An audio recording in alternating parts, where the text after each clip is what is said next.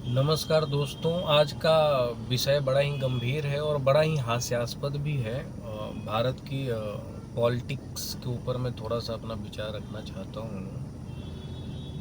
बड़ा ही महत्वपूर्ण सवाल है आज के इस राजनीतिक जीवन में जो भी व्यक्ति हैं उनके लिए, कि आज ये पॉलिटिक्स का डेफिनेशंस एक्चुअली में है क्या।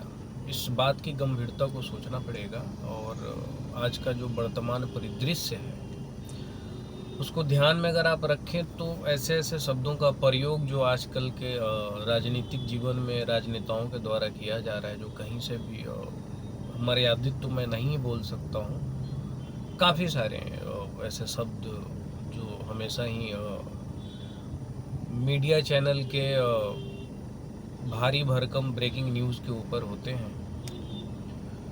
सवाल ये नहीं है कि आज का राजनीतिक जीवन में इस तरीके का अमर्यादित शब्दों का प्रयोग क्यों चलन में है, मूल मुद्दों से भटकाव क्यों है, और ये कास्ट पॉलिटिक्स जो इतना गंभीर स्वरूप अपने अंदर समा के बैठा है, वो उससे निजात मिलेगा कैसे लोगों को। आम आदमी को इन चीज़ों से कोई सरोकार नहीं है, कोई मतलब नहीं है दूर दूर तक। आप यकीन मानिए, आप अपने गांव में जाइए, आप सर्वे करिए अपने, आप जहाँ से भी, आप किसी भी गांव में जहाँ से आपने पढ़ाइयाँ करी होगी और सारी चीज़ें हैं, तो आपको देखने में लगेगा कि यार जो मूलभूत जो समस्याएं हैं उनसे इतर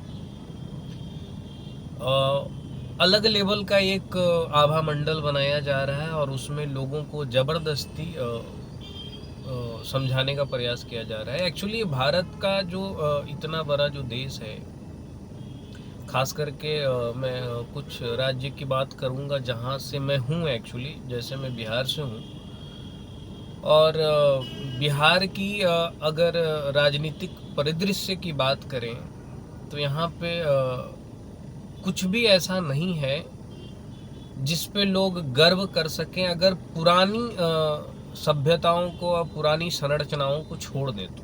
जैसे लोग बोध गया की बात करेंगे, नालंदा यूनिवर्सिटी की बात करेंगे, उन सारी पुरानी चीज़ों को अगर छोड़ दिया जाए तो आज के इस पिछले 30-40 सालों में और 50 सालों 60 सालों में जो एक डेवलपमेंट की अगर हम बात करें, चाहे किसी की भी सरकार रही हो, चाहे कांग्रेस की सरकार रही, जनता दल की सरकार रही, बीच में आरजेडी की सरकार रही, बीजेपी जेडीयू की भी सरकार काफ़ी सालों से है, तो आप किसी भी सरकार की बात करेंगे, आप 70 के दशक से उठा के देखिए टिल नाउ, नियर अबाउट ये 50-55 साल का जो एक टेन्योर है, उसमें आप देखेंगे, आप दूसरे राज्यों की अगर आप कल्पना करें इन्हीं सालों में, तो आप देखेंगे जैसे तमिलनाडु की बात करें हम, कर्नाटका की बात करें हम, और आंध्रा की बात करें हम, महाराष्ट्र की बात करें, गुजरात की बात करें, किसी भी राज्य को ले लें, इवन उड़ीसा की बात करें, उत्तराखंड की बात कर ले, तो सबका एक अपना अपना एक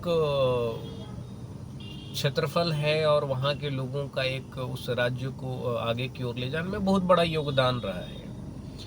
और अगर हम बिहार के संदर्भ में अगर हम बात करेंगे खास करके बिहार के लोगों का, तो आप देखिए कितने हार्ड वर्कर लोग हैं यहाँ के, और उसके बावजूद इतना हार्ड वर्कर होने के बाद भी और उनको मिल क्या रहा है, आप ये देखिए। आपको जान के बड़ा आश्चर्य होगा कि ये कास्ट पॉलिटिक्स और बाकी सारी चीज़ों के वजह से और बिहार की जनता को नुकसान कितना हुआ। आप ये देखेंगे कि कुछ चंद लोग ही हैं, बहुत ही चंद लोग हैं जिनके हाथों में सत्ता रही है यहाँ, और जिनके पास पैसा भी है। बहुत चंद लोग हैं जो बिजनेस में हैं, बहुत चंद लोग हैं जो सत्ता में हैं, सत्ता के इस पे बैठे हुए हैं। आम आदमी को एक्चुअली सत्ता में आना भी नहीं है। जैसे अभी जन स्वराज की तरफ से एक मुहिम चल रही है कि भैया हम आम आदमी को सत्ता में लेके आएंगे। आम आदमी तो चाहता ही नहीं है कि वो सत्ता में आए, वो सत्ता का भागीदार बने। सवाल ये नहीं है कि आम आदमी अगर सत्ता में आता है तो क्या वो भी कहीं वैसा तो नहीं हो जाएगा जो पिछले 60-70 सालों में होता आ रहा है। और क्या ये परिदृश्य बदल सकती है बिहार की?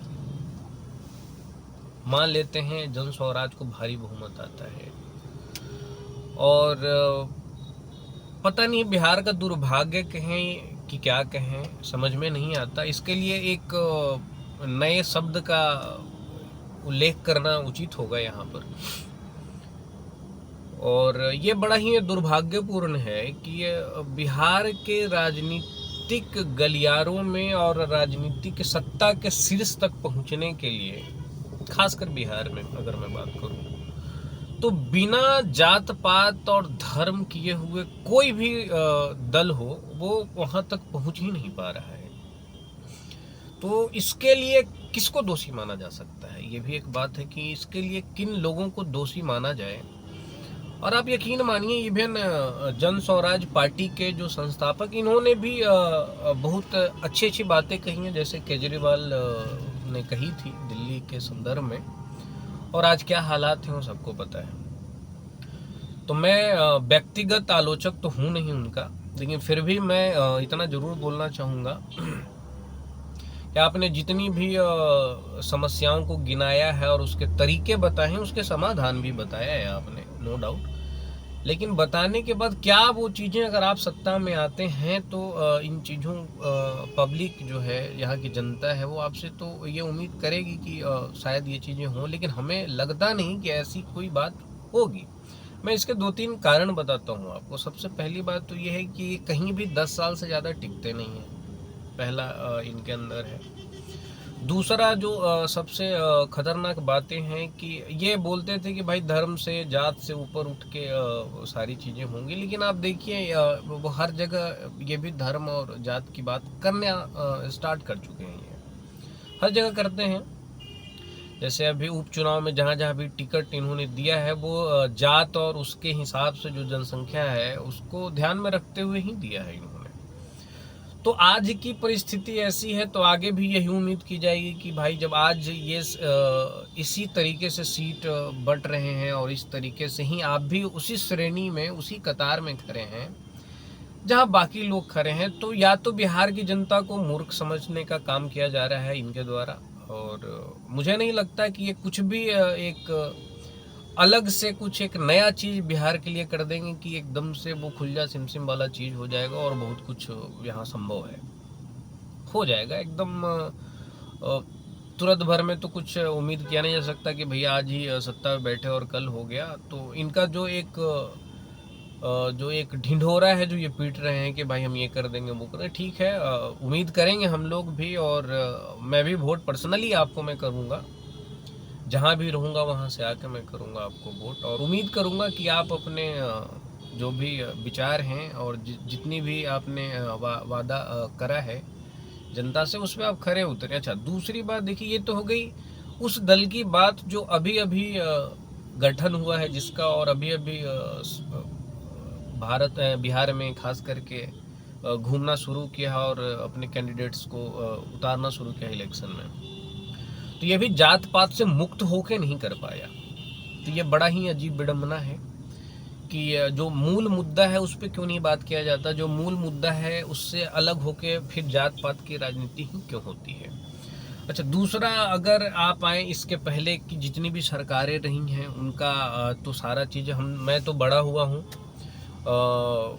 मतलब पिछले 2-3 दशक में मैंने बहुत कुछ देखा है, और इससे ही मैंने उम्मीद, मतलब मेरी उम्मीद तो बिल्कुल भी नहीं है। अच्छा, दूसरी बात यह है कि इस परिस्थिति में बिहार की जनता को क्या करना चाहिए, बड़ा अजीब बात है।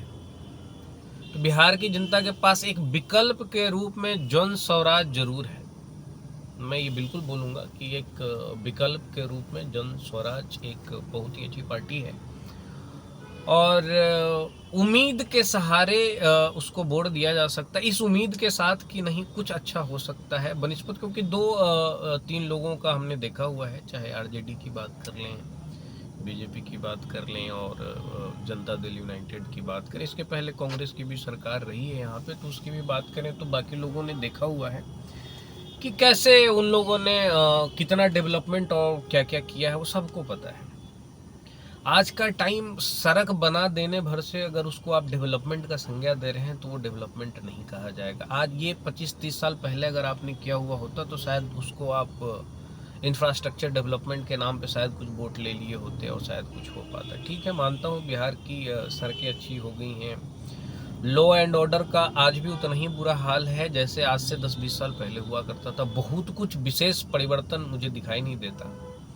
आप दूसरे शहरों के डेवलपमेंट की बात करेंगे तो आप देखिए कि तमिलनाडु के हर डिस्ट्रिक्ट में एक मेडिकल कॉलेज मिल जाएगा, वहाँ का मेडिकल इंफ्रास्ट्रक्चर आप देख लीजिए। इवन कर्नाटक का मेडिकल इंफ्रास्ट्रक्चर देख लीजिए, वहाँ का जो एक लोकल ट्रांसपोर्टेशन की व्यवस्था है आप उसको देख लीजिए। वहाँ का जो बस स्टैंड है, एक जो ताल्लुक लेवल पे कर्नाटका का जो बस स्टैंड होगा, एक डिस्ट्रिक्ट लेवल पे जो वहाँ का बस स्टैंड है, यहाँ पे कैपिटल में मैं पटना की बात कर रहा हूँ, वहाँ भी अवेलेबल नहीं है।